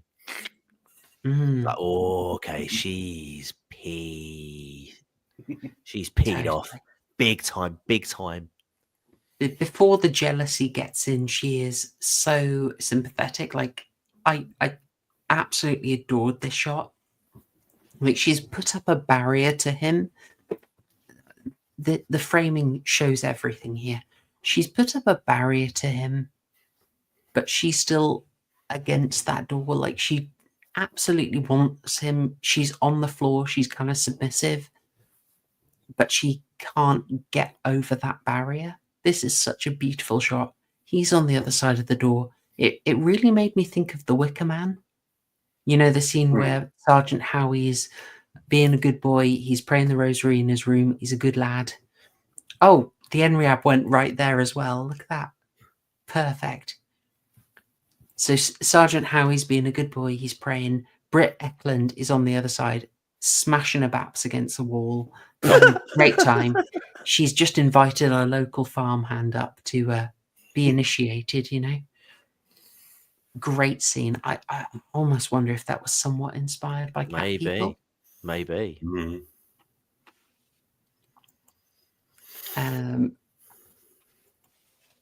In talking about how well shot it is, I also I wanted to get that shot up as well from the confrontation in the architect's office. I love this. It looks so beautiful. The underlit from the drafting table, and yeah, that was well placed. Yeah, I can't knock the quality of this film in terms of how scenes are shot. you know, especially when you're dealing with, you know, black and white movies, there is a limitation in terms of, you know, what you can show and how it can present to the viewer. You know, because you're obviously working with a lot less colors. But yeah, I think you know, again, it sort of goes back to limitations. With the limitations that they had in this film, you know, they fully took advantage and did the best that they could in it, and it does show. Like I say, like while this film wasn't necessarily my cup of tea, I've got no qualms in sort of praising the things that it does well. You know, visually, you know, effects, and like I say, the acting was pretty cool as well. Like, I think it was good for again a 1942 film.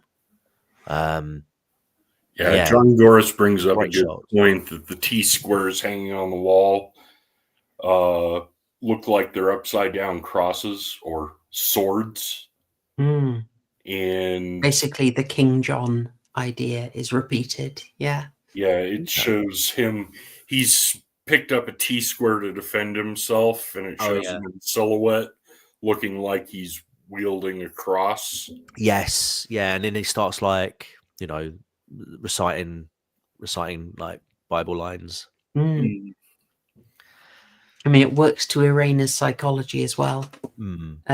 Yeah, I mean, but like I said, that I'm not Devin Stack. This isn't black pilled. I'm not going to go far into this reading, but if you want to, the idea of this is more of a Hollywood filmmaker projection about the difficulties of being from her background, trying to get into a Gentile society and then being seen off with a cross and Bible verses. There's quite a lot in that. You could read the film in that way. I'm not intending to. I think it's interesting that it's there, but I'm much more interested in like this, the psychological approach. In this case, it's speaking directly to the story that she's already told him. So yeah, it's just great imagery. It's so good. And I also love the tension build of that, the logic we've got that the Irina will do the call just to check they're there. Great stuff. Great stuff. Because you know what that call means when she puts it in. And of course, Alice has to be the one to pick it up. Because it wouldn't have been effective if Oliver picked it up. Exactly. Exactly. Did the scene work for you in terms of getting a few scares, Murgoot? Did it get a little chill? Not really. I mean, none of this film really scared me, but the remake in 1982 was a bit scary. Then again, it was far more smutty, and the incest bit was a bit squick-worthy in the remake. But this one just followed as a failed romance, and she just happens to turn into a murderous leopard. Don't you hate it when? Yeah, I mean, have I got it there? I like when the filthy psychiatrist actually. I'll tell you, like this one did lose me a bit. I'm not gonna lie. I feel. How can I say, guys? There's almost a temptation when you cover a really old one that you want to kind of you want to increase that vote. You want to be like, actually, I can read. I'm giving this 1942 film 12 out of 12 because I'm sophisticated. You know, there's almost a temptation to kind of not look like a pleb by increasing the score on this one, and we don't need to do that. We don't. There's a fair few bits of this that are dated. I do feel that one of the things that holds a film like this back is the budget and knowing that it is made for an audience that isn't really paying attention. Sorry, that wasn't paying attention. Brutal. There are bits where you feel they are sort of cycling around the same point to kind of stretch it. You know, we had a few scenes in Minnie's diner. I mean, it's kind of nice to just see what a cafe was like. That was all good. Yeah. Did you notice they didn't actually say a bloody word to the waitress? Brutal. We know what you were thinking back then, chaps and chapettes. She wanted that gum. Won't anyone take her gumbo? Yeah. Yeah. Such racismo. I couldn't believe it. Not even a thank you. Bloody rude. Bloody rude. Coffee and an apple pie. Yeah. Bloody rude. So rude. And she goes and she makes the how should I say? She goes and makes a fresh cup for them, you know, fresh pot. She wasn't going to do them dirty. Ah, dear. Anyway, so I felt there was maybe 20 minutes in the middle where they kind of cycled round Irina's issue before intensifying. Yeah, I think. Yeah, oh my god, that is literally the perfect way to put it. That's how it felt for me. It was feels harsh to say that in a 73-minute film, but the point is, it's 73 minutes. It's we got it the first if time. you're doing the same story beat over and over, it's like, I'm fine. I'm fine if this film is 2 hours, but move the story along. Like, don't recycle the story beat. And there were some bits that I felt were a bit underexplored that I would have liked a little more of a lean into Alice's story. I would have liked a bit more on the devious psychiatrist, because I think he was great. Like, if we'd had it a bit more obvious, like, there's subtle stuff that he wants to get Irina. So he's happy to break that marriage up because he's interested in Irina. But you know, a little more of that would have been quite nice. I could have gone for that. So yeah, the sister as well. They should have. They sister, could have they could have. Just one scene, mate. A confrontation. How about, you know, Irina's shutting him down after therapy. She's refusing to engage with him. Like, there's really good stuff when she feels that he's betrayed her confidence by talking to Alice. So if she shuts him down on that, maybe he decides, okay, I'm going to actually try and look into her background.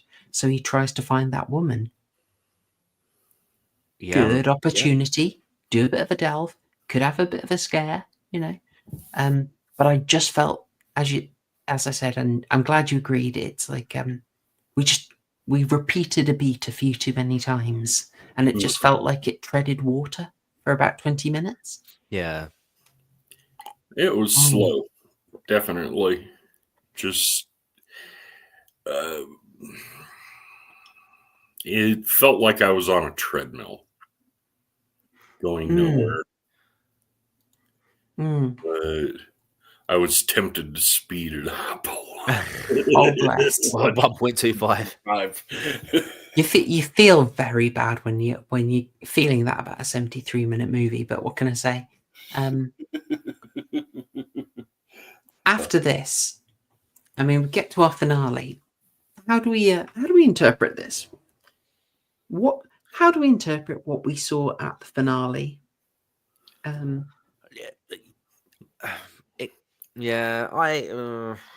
ending was a bit. Yeah, the ending was a bit. That could have been better. I mean, there's the flat effect of, well, she was telling the truth. Yeah, no, but I mean, it just felt like after she killed Judd,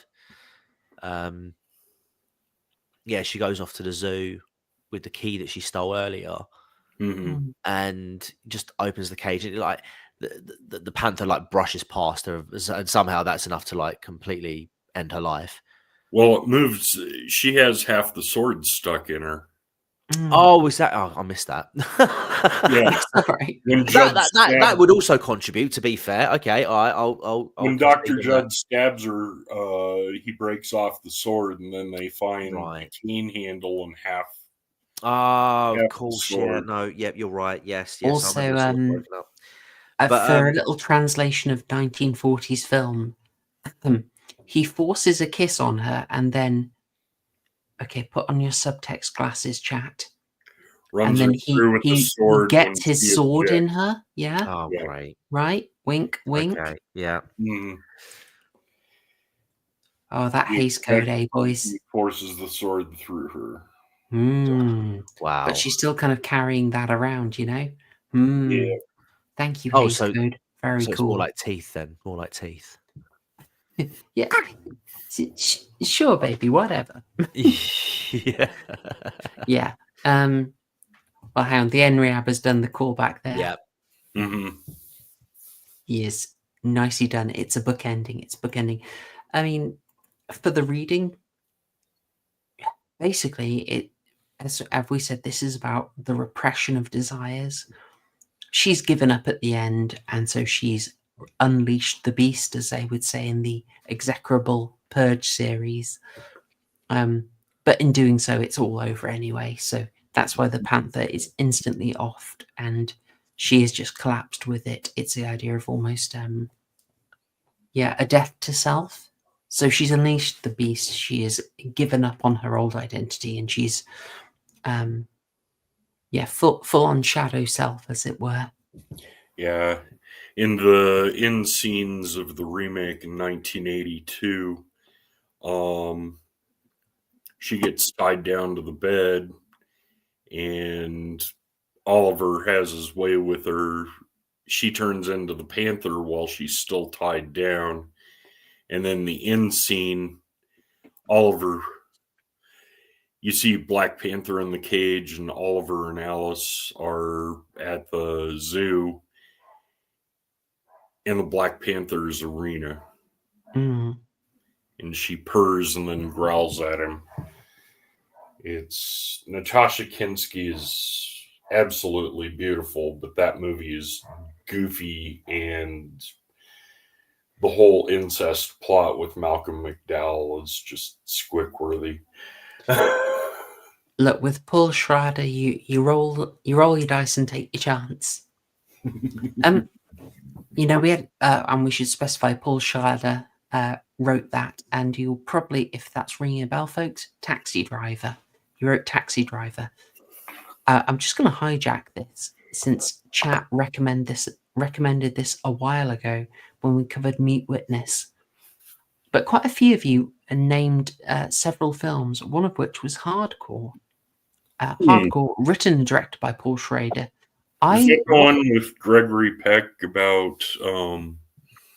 no, George C. Scott, you might be George thinking. C. Scott rescuing his daughter from Times Square. It's not perfect, but really, really good film, really horrifying in places. Peter Boyle, great job, honestly. Guys, Hardcore, I want to say 1979 or something. I really enjoyed it. It rushes to, how can I say, it already sounds bad, but it rushes to a climax a bit too quick when it needs to finish, but I really enjoyed that movie. I thought that was fantastic. That whole era where the horror of rape, the horror of pornography, about the same time that Hardcore came out, Lips came out with the Hemingway sisters, not twins. They're a couple years apart, but yeah, that was those two movies back to back. That's how I saw them. Both of them were just. I'm confused. What, Taxi Driver and Hardcore, or what's the Hemingway? Hardcore and Lipstick. Lipstick. Hemingway sisters. Oh, I don't know that one. Hang on.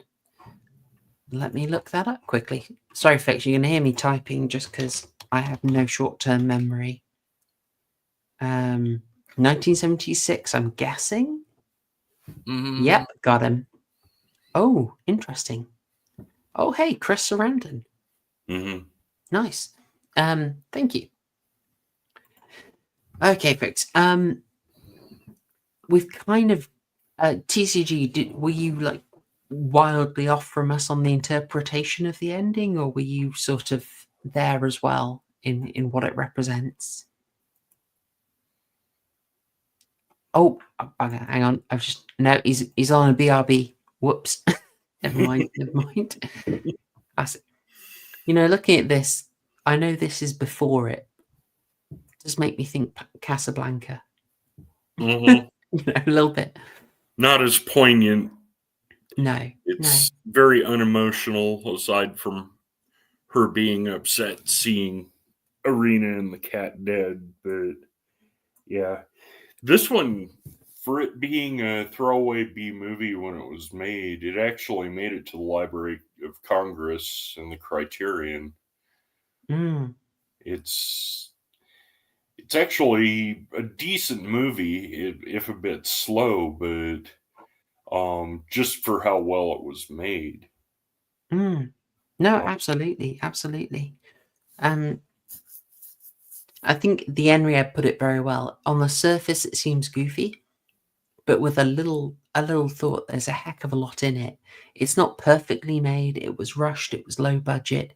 It ends up, I feel, treading water a bit and under exploring aspects that could be very powerful. I think there's a lot more we could get from the Harry Judd character. I would have liked a little more from the sister. Sorry, I keep saying sister, but let's say fellow countryman. But I would have liked that. But overall, still, there's a hell of a lot in this, as well as it being charming. I mean, I don't know about you. I could probably go into sort of score giving if you guys are cool to. I am happy to do that. All right, sweet. Well, let's go for it then. I've kind of just done my own closing thoughts there, but in short, there is a nice bit of psychological depth to this film. You can mine the imagery for a lot.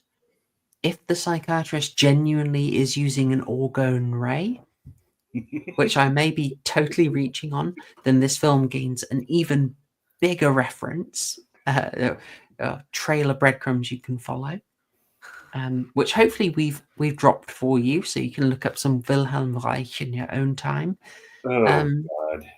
But there's a lot going on here, and it's all backed by really good performances. Everyone says it, but of course you got to. Simone Simon, excellent, fascinating, really sympathetic at the start, carries you through, becomes threatening.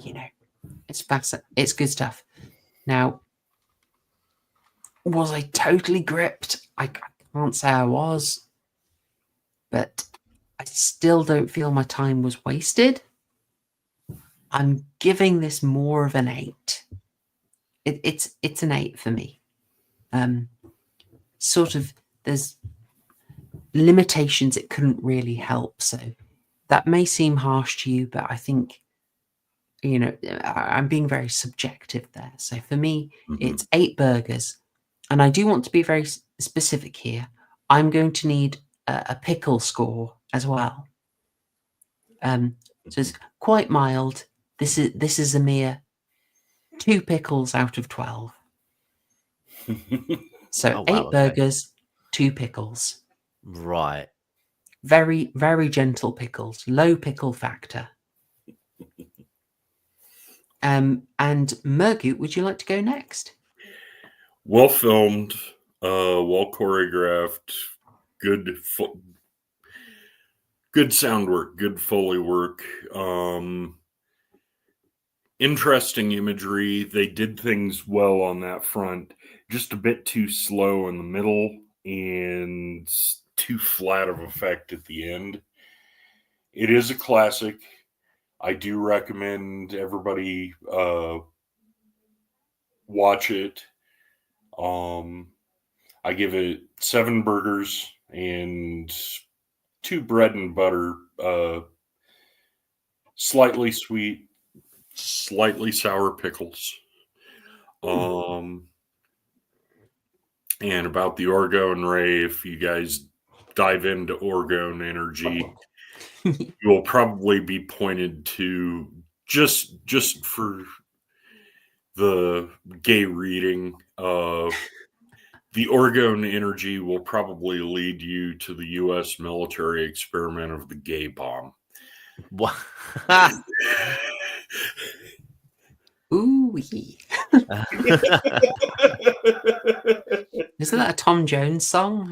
No. I'm trying not to laugh, man. Every time I laugh, I go into a coughing fit. So sorry, what score did you give it? 7. Oh, 7, yeah.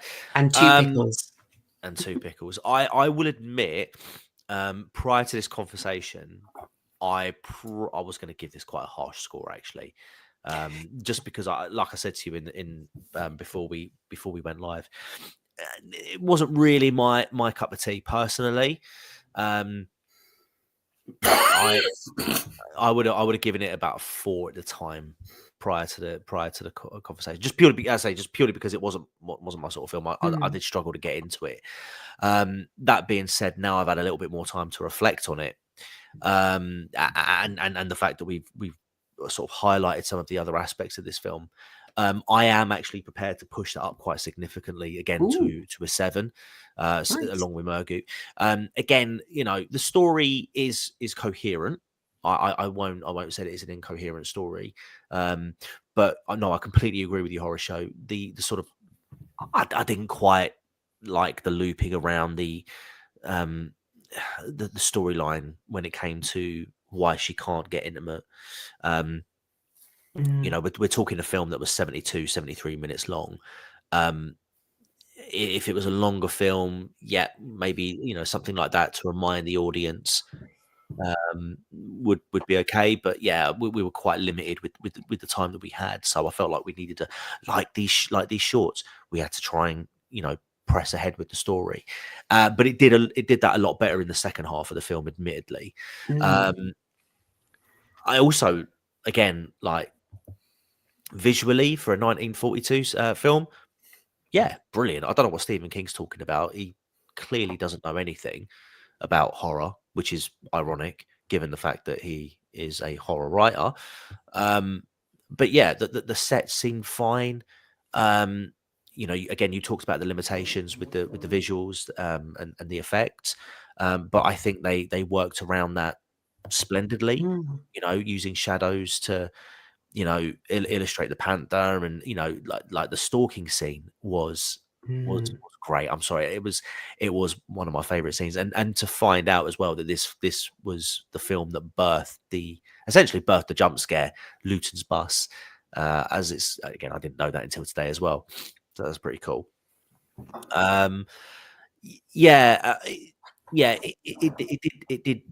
It was pretty cool. From a visual aspect, storyline picked up better in the second half. The tension scenes worked well. Like, I don't know if we touched upon the swimming pool scene a lot, but again, that was a scene that I really thought they did well. And just other subtle little things, like, again, we sort of touched upon it earlier. Murgoot did with the scratching on the sofa, where it just revealed claw marks. Just little things like that were really good, and the payoff at the end. I don't know how I missed the sword. I won't. But yeah, the drawing at the beginning of the film mirroring the end of the film. Yeah, nice little touch, nice little payoff. So yeah, I would have given it a 7. Nice, a solid 7. And how many pickles? Well, in terms of the pickles, I would give it 3 pickles, but these would be the pickles that were in my Big Mac last night. So they're not strong. Fair play. Well, it was 1942. You can't expect a lot of pickles. No, not at all. But yeah, the RKO out of nowhere as well. That was pretty cool. Nice. Oh, this is an interesting one from. Okay, we're all about the same place there. That's good. I like it when a conversation sort of affects a score, and this always happens with me as well. Like, people pick up something, and you think, "Oh yeah, crikey, yeah, lovely." I saw that. This film only had a $135,000 budget as well, which I don't know what that is in today's money, but yeah, it couldn't have been much, surely. No, but I'm just noticing interesting that the practice of making the film based on the movie poster. That was that carried on for Hammer, and it carried on beyond that. So all the things like Friday the 13th on the Grindhouse circuit, they were basically, we'll make a nice poster. Yeah. And I remember you saying. Yeah, if you think we can sell you, if we can sell people tickets based on that poster, well, hey, we'll make that movie. But, yeah. Old school practice. But I mean, we're quite under chat in a fair few places here, so apologies, chat. But I'm delighted you guys love it. And we got 10s, I've got 9s, I've got an 11 from 11. John Goris. I mean, I'm worried I'm missing it. So, guys, if there's something, if you found something in researching cat people that you really love, that persuaded you, put it in a comment on this. Let me know. I'd love to look into it a bit more. I bet there's probably some excellent analysis of this that I haven't seen. I could be persuaded up, but for the moment, I leave it on a. I think I said an 8. You did, yeah. All right. Okay, folks. Well, we are starting a new arc. What is going to be next? Well, I don't think we are going to get everything we want to do in a single arc, so I believe we will be returning to Horror and the Erotic. But for this first arc, I'm going to try and go a bit broad and cover some big hitters that I knew we'd want to see. And so next week, we will be covering Shivers. Shivers from David Cronenberg. I think a lot of you will be expecting that to turn up, but yeah, it had to turn up. We've had some great suggestions, but Shivers was already on the list. If I mean, I can do the whole arc if people want. It's going to be Shivers, Species from the mid-90s. Oh, yes. And The Devil's Advocate, which I absolutely love as well. Great film. Great film. Suit you, sir. Hidden with a Keanu. And if you can't wait for that, I'll remind you that I have, as an interesting prelude to this arc, I do have a commentary on Knock Knock with Keanu from 2015 with Harry Robinson of the Lotus Eaters. But our reading of that didn't strictly focus on the erotic aspect of it. So take it with a pinch of salt. We had a rather esoteric reading of that film. Okay, so folks, next week, Shivers. Watch Brilliant. it. That is your horror homework. I'm looking forward to it. I haven't actually seen it. I like Cronenberg, but haven't seen that film. I haven't seen Shivers either. Yeah. He also did a short film as a sort of a condensed version of Shivers. I'm going to try and get my hands on that as well. So if you want to look that up, I think he made that just as a student, but I'll try and confirm. But yeah, that is your horror homework for next week. So we have reviewed some horror shorts. We have reviewed Cat People, and you have your horror homework. So our stream is complete. A massive thank you to Murgoot and TCG. Thank you very much for having us. Right. Absolute delight. And chat, you've been on good form, dropping some great facts and some really good observations about the film as well. Much appreciated. As I said, if you find any good analysis of this film, drop it in a comment, send it to me either here or on Twitter, also fine. And yeah, I really look forward to doing this again next week, watching a film that's going to be brand new for me. All right, folks. Oh, and go back. Check all those Halloween essentials. There you go. All the Halloween specials. Enjoy them all. And with that, I wish you a happy Friday, a happy weekend beyond that, and say thank you. Cheers. # Meow Gang. Nailed it.